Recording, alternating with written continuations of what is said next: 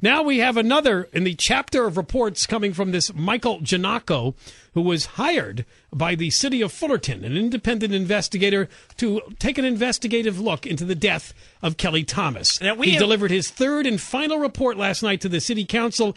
And what do you know? One of the headlines is the Kelly Thomas death was avoidable. Well, thank you. Where do we send the check? What's the address again? Again, he makes $260 an hour plus expenses. That's his pay for doing this. For telling us that. Should have given me the job. Kelly Thomas should not have died. I mean, here's a quote. Officers found a way of transforming a casual encounter into an incident resulting in death. It's a 53-page report. This is coming from the Los Angeles Office of Independent Review that Gennaco heads up. He apparently is a former U.S. prosecutor. And according to the OC Weekly, not so independent because he enjoys attorney-client privilege with the departments he reviews. And part 2 of his reports has not been shared with the public. That was a report he gave just to the Fullerton Police Department, and that one is being kept confidential. Okay, and I have to take issue here. I agree. Because we have a sheet which lists the key recommendations of the Gennaco report. There's like 59 of them. And number 2 here is transparency. Well, if transparency is important, why can't we see the report that you sent to the police department? Why is that being kept a secret? What's transparent about that, Gennaco? And remember in his first report, I think this is the only thing we mentioned about his first report, which came out in February, that was about how the police department, part of it, should improve its public communications. Because, remember, Fullerton Police said some of the officers may have fractured bones during the Kelly Thomas incident. Remember that? That lie? That PR spin they put out there right out in the days that followed? That's right. Who's that guy whose name was Andrew Good something? I always forget his name. He was the spokeshole, and that was a big public lie, and Gennaco characterized it as a need to improve communications with the public. Yeah, by not lying, by not making it look falsely that Kelly Thomas was punching the cops. Gennaco has this curious way of taking the most heinous acts and describing them in the most benign fashion that you fall asleep before the end of the sentence. Yeah, that's what happens when you wait a year and, when people say, well, we shouldn't rush to judgment. Let's have a thorough or detailed investigative review. And then John's right. All the language is so cleaned up and it makes this sound like, they shoved each other. One guy fell to the ground and, let's move on. It's like when like they're playing patty cake. When the Catholic Church describes anal rape as crossing boundaries. Crossing boundaries, yeah. So here's some of the other recommendations. Appoint more homeless liaison officers. Apparently they've already done that. A homeless liaison officer? Fullerton is saying they've already adopted many of the recommendations in the report, including a homeless liaison. And what's the homeless liaison officer supposed to say? Don't beat the schizophrenic to death? Don't sit on him till you squeeze the life out of him? You need a liaison officer for that? Require all officers to periodically ride with the homeless liaison officer. What the heck? This is common sense. Don't beat innocent people to death. Don't have 6 guys sit on him when he's not resisting. It's the same thing to the cops in the story yesterday we did on the skateboarding kid who was sat on by 4 other cops, one of them who started punching him. Just don't do that. Gennaco said the use of force by the 6 officers should never needed to have occurred in the first place. Again, restating the obvious. And here's some of the other problems he had. Can I get that $16,000 for figuring that out on day one? That's the bill from February, too. We're now in August. Oh, I'm sure. This is part 3. Yeah. Well, you could the Fullerton Police Department, you could send us the $16,000 every few months, okay? We came to the same conclusions after watching the video. Here's some of his other notes. Some of the officers did not turn on their digital audio recorders as required by department policy. And Gennaco said the city should not have waited 2 days to bring the district attorney's office in to investigate. That's what I said, too, because Fullerton was trying to defend itself by saying, well, within 2 days we turned it over to the DA's office. You're supposed to call the DA immediately, not 2 days. And we talked about this. Should not have allowed the officers to watch video of the incident in groups before writing the reports with little or no supervision or control, allowing them to get their story straight. Exactly. But the way he writes this, it makes it sound like, because overall, the report says, well, the police department was complacent, but there's no corruption. I mean, doesn't this stink of corruption? The fact that a spokeshole walks out there and talks about how they may have broken bones, the cops, that is. Yeah. The fact that they sat down and got a chance to look at the video before the rest of us did and wrote their reports together in a group. And remember, doesn't that stink of some sort of corruption? This story didn't break for a month, and it wasn't until Ron Thomas released those photos of Kelly Thomas in the hospital bed with his face all swollen up and bloody. He also took exception with Officer Manuel Ramos, who, of course, is one of the two charged in the death of Kelly Thomas, that he was sarcastic in his questions and interactions with Kelly Thomas. He said Thomas was complying with Ramos's demand that he sit on a curb, but that Ramos escalated the situation nonetheless.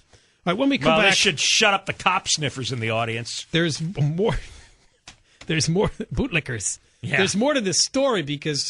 Who's that jackass columnist on the Orange County Register? That's David Whiting. Yeah, David Whiting. He's got his head in the cop's jock all the time. The update to this story is that Gennaco, by the end, said with the 6 officers involved, apparently 2 have been charged. Joe Wolf, by the way, has resigned from Fullerton. He just left on his own. The other 3, though, he says, should be allowed to return to work, and they have. We'll get to that next. John and Ken, KFI AM 640, more stimulating talk radio.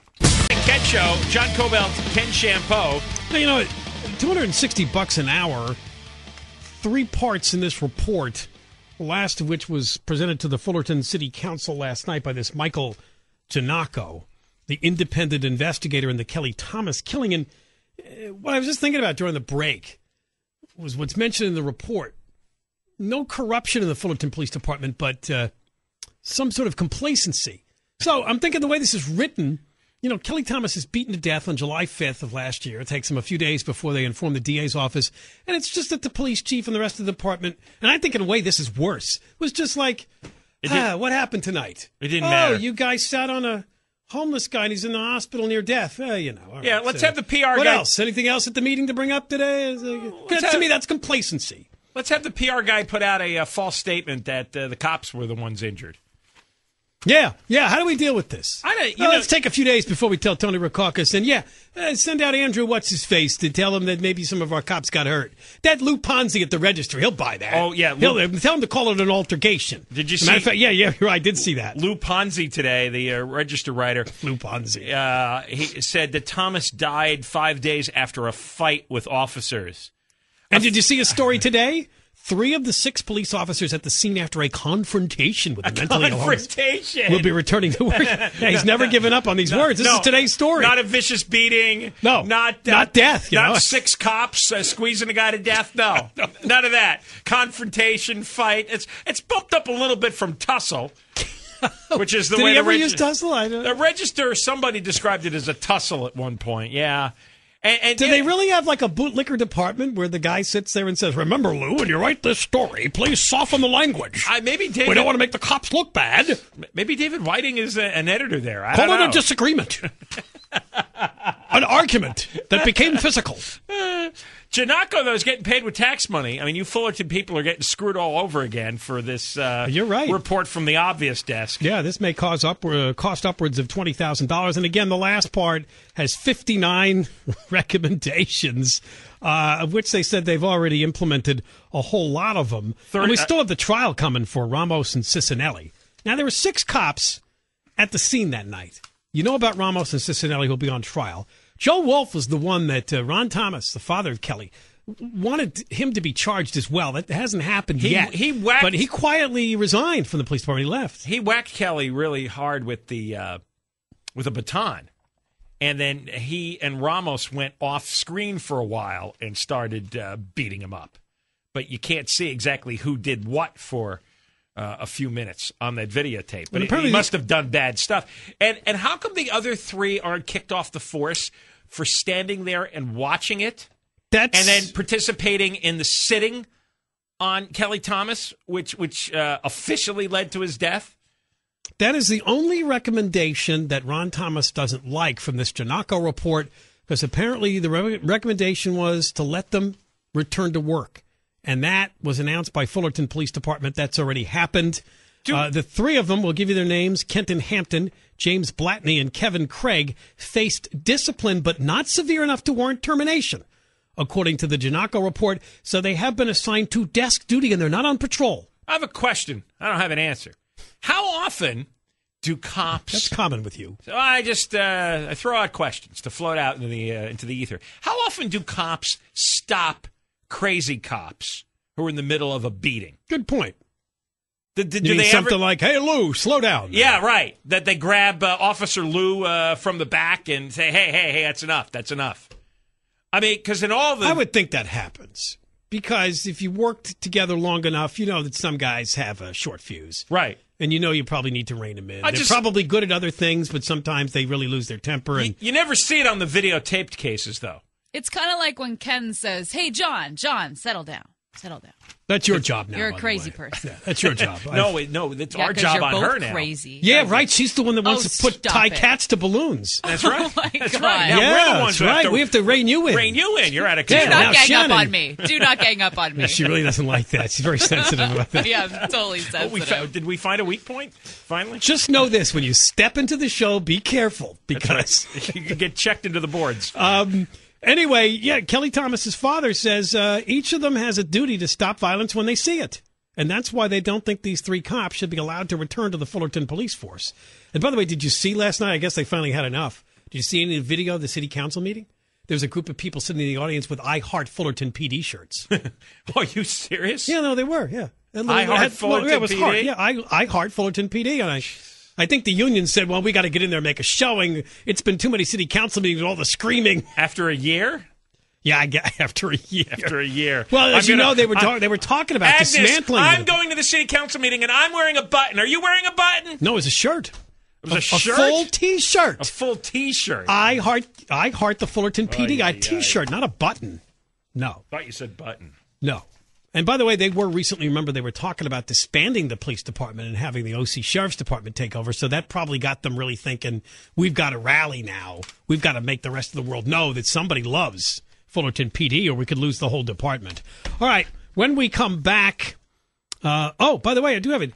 Gennaco's being paid close to $70,000 for his. It's on page 2 of the Lou Ponzi story. I just found it. $70,000? Which includes an internal affairs review of the Kelly Thomas incident, along with department policies. Nice scam. Yeah, I'm going to open up my own Office of Independent Review. The Ken Shampoo Office of Independent Review. Did he come Pay me here. Did he come up with anything that we didn't come up with in week 1? Well, what we've come up with is to fire all 6 of these guys. I will admit that you and I did not come up with the homeless liaison officer. No, that's a shortfall. Yeah, because we're not trained in these sort of things. I didn't think about that. All right. When we come back, the city of L.A. has decided they've done all they can to trim the budget, so now they're going after tax money. Talk about it. John and Ken. Shannon Farron is the news.